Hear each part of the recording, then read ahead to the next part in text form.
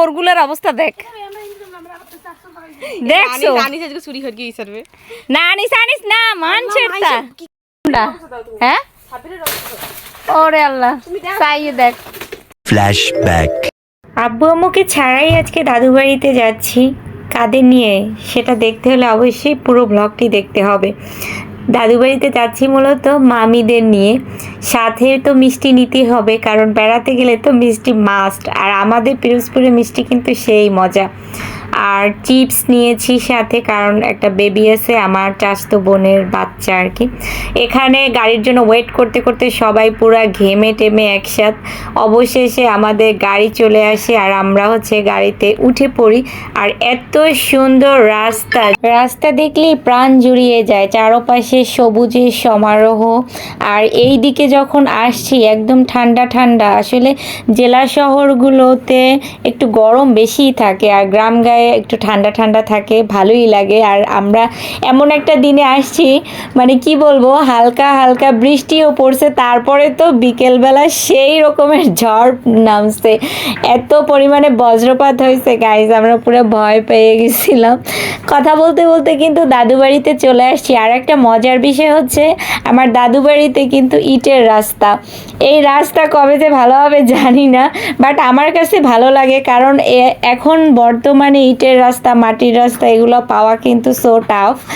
আর সারা রাস্তা এগুলোকে মনে হয় মেবি খড়কুটা বলে, এটা আর কি সারা রাস্তার নিচে বিছানো ছিল, তো ওইটার উপর দিয়ে হাঁটতে বেশ ভালোই লাগছে। আর এত ঠান্ডা ঠান্ডা ছিল, জেলা শহরগুলোতে তো প্রচুর গরম। আমি আর মেহেদি পিছনে পড়ছি আর এইদিকে হাঁটতে হাঁটতে আনিসের পা ব্যথা হয়ে গেছে, পরে জায়গায় হাঁটতেছে, কি একটা অবস্থা। আমরা তো হাঁটতে হাঁটতে শেষ, কারণ এই রাস্তায় অটো বা রিক্সা আসে না মূলত, কারণ ইটের রাস্তা তো ভাঙা ভাঙা মাঝে মাঝে, যার কারণে ঢুকে না। প্রায় 2 থেকে 3 কিলোমিটার আর কি হাঁটার পর অবশেষে আমরা বাড়ির সামনে চলে আসছি এক দল। আর এইখানে কাঁঠাল গাছ দেখা বাড়ির সামনে, আনিস তো পুরা পাগল হয়ে গেছে, ও তো খালি বলে যে আপু এইটা পারবো, তো ওইটা ছিড়বো, তো এইটা নিব, পরে বলে আল্লাহ এগুলো আমাদের না মানুষের, দইরা পিটাইব।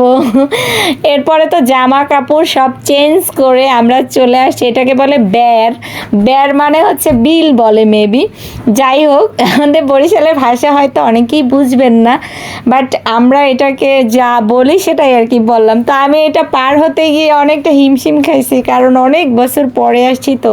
আর এই যে চোরগুলো আমাদেরকে না দেখাই এইখানে চুরি করতে চলে আসছে, দেখছো আনিস আজকে চুরি হয়ে গিয়ে সরবে না আনিস আনিস না মানছের তা কি কবে আল্লাহ দিকায়। এটা কোলা, অনেকে বলে চক, যাদের যে ভাষা আর কি। যাই হোক, এই জায়গাটা ভীষণ রকমের সুন্দর ছিল। আমরা এখানে অনেকক্ষণ দাঁড়াইয়া বাতাস খাইছি, এরপরে বাড়ির ভিতরে যাচ্ছি। এটা কিন্তু বাগানের ভিতরে আমরা চলে আসছি, কলা বাগান প্লাস কাঁঠাল আম সব কিছুই আর কি পাওয়া যায় এখানে। কিন্তু তাল পাখার কি বলে এটাকে, তাল পাখাই তো বলে মেবি। আর মাছ কিন্তু ভরা, হিউজ পরিমাণে পুকুরে মাছ জিয়েছে। আমি এখানে মাছ দেখতেছিলাম আর আনিস ঢিল মাইরা মাছগুলারে বিদায় করে দিতেছিল, মনটাই চাইছে দইরা একটা ধাপুস করে দিয়াও দিছিলাম একটা ঘুষি। এই গাছে কিন্তু গাছ ভরা লেবু, আর লেবু দেখা আমার মামি আর থাকতে পারে না, সে দৌড়াইতে দৌড়াইতে চলে আসছে লেবু পাড়ার জন্য। এই যে হাঁসগুলা, এগুলা তো মন চাইছে একদম দইরা নিয়ে খাই। আর আল্লাহর নিয়ামত দেখেন, কি বলবো, মানে গাছের গোড়ায়ও কাঁঠাল হইছে। আর এইদিকে কিন্তু আমি খালি পায়ে হাঁটতেছিলাম, কারণ খালি পায়ে মাটিতে হাঁটতে এত ভালো লাগে। আর অনেক বছর পরে চলে আসলাম রান্নাঘরে, চাচি কি রান্না করতেছে সেগুলো আর কি পর্যবেক্ষণ করার জন্য। হাঁসের গোশত, তারপরে বাগেরহাটের একটা ঐতিহ্যবাহী পিঠা, সেটা কলের সেয়াই, আর ডিম ভুনা, মাছ, তারপরে শাক ভাজি, আর কি জানো। আর উঠোনে এসে দেখতেছি ল্যান্ডা প্যান্ডারা একদম নাচানাচি শুরু করে দিছে। আর এটাই আমার চাচির বাসা। এখন আমরা গোসল করব। গোসল করতে যাইয়া ভীষণ রকমের মজা হয়েছে, বাট সব কিছু তো আর সোশ্যাল মিডিয়ায় দেখানো সম্ভব না, তাই অনেক কিছুই স্কিপ করছি। যদিও গ্রামের বাড়িতে এসে আমাদের আজকের দিনটা এত ভালো কাটছে, ভীষণ রকমের আনন্দে কাটছে আর কি। তো তো খাওয়া দাওয়া করে দেন আমরা এখন শহরের উদ্দেশ্যে চলে যাচ্ছি।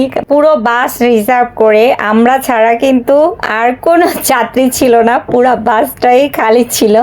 তো এই ছিল আজকের মতন ব্লগটি কেমন লেগেছে অবশ্যই কমেন্টস করে জানাবেন। কে কোন জায়গা থেকে ব্লগটি দেখেছেন সেটাও কমেন্টস করে জানাবেন।